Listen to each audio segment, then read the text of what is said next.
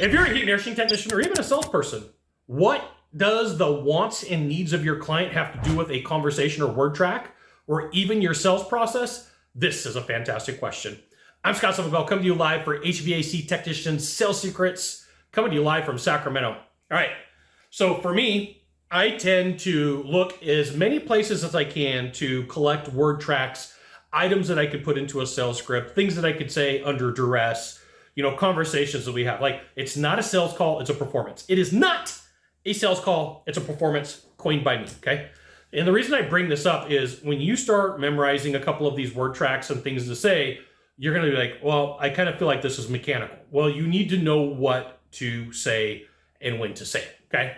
So I was listening to Alan Weiss. He works with consultants and teaches them, and he's got a book on the 6th edition called $1 Million Consulting. So I picked this up from Alan Weiss. Picked this up from Alan Weiss. And he was talking about the process of consulting. And this is what he said. So I'm going to quote Alan Weiss. Most people know what they want. They don't know what they need.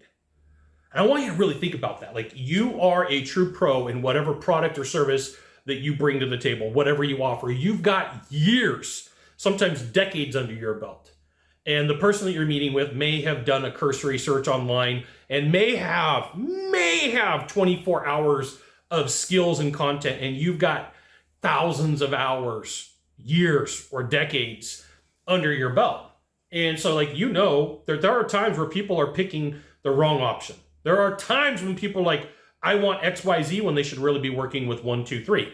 And one way that you could go to them and say, hey, most people know what they want. They may not know what they need. And you may have to share with them the reason why they don't want to go with the option that they have. And this right here is why you can go with my email publication. Type this URL to a browser. I'll give you the goods. Not in the Facebook group, not in the YouTube channel. You're like, Scott, is this really something that I could use in sales and negotiation and just everyday communication? Like, absolutely. You don't have to say it the way that I said it. You can totally take this and modify it. And I'm going to do a couple of on the fly. So the statement is, most people don't know what they want. Most people know what they want, but they don't know what they need. You could turn this into a question. Want to know something interesting about my industry? And the person says yes. Most people know what they want. They don't know what they need. Would you like to know if you're in that situation?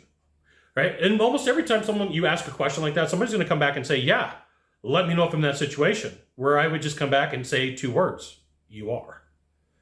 And then they're going to come back and say, what do you mean? And then that's when you give your meaningful information. But what this isn't is an argument. It's just a conversation, right? So you have to keep your composure.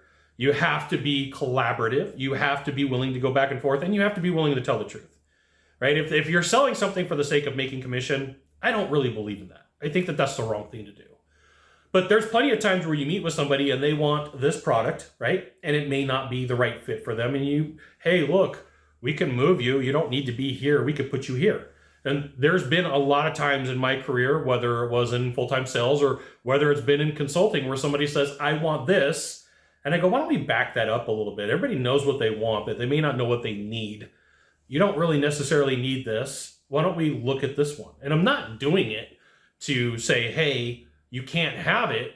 I just believe that I have the moral belief and the moral, whatever word I'm looking for, to say, let's look at something different. At least I know that I gave you the option. Sometimes people will still pick all the way up here, even after saying, hey, you don't need to. I just need to be able to sleep at night. I need to be able to say, hey, look, I know that you want this option. We could roll it back to this one, or we could roll it back to this one, and everything will be okay. If I put that caveat out there and they choose otherwise, I'm good. And so are you. So you should think of, how do I keep this as a statement? How do I turn it into a question?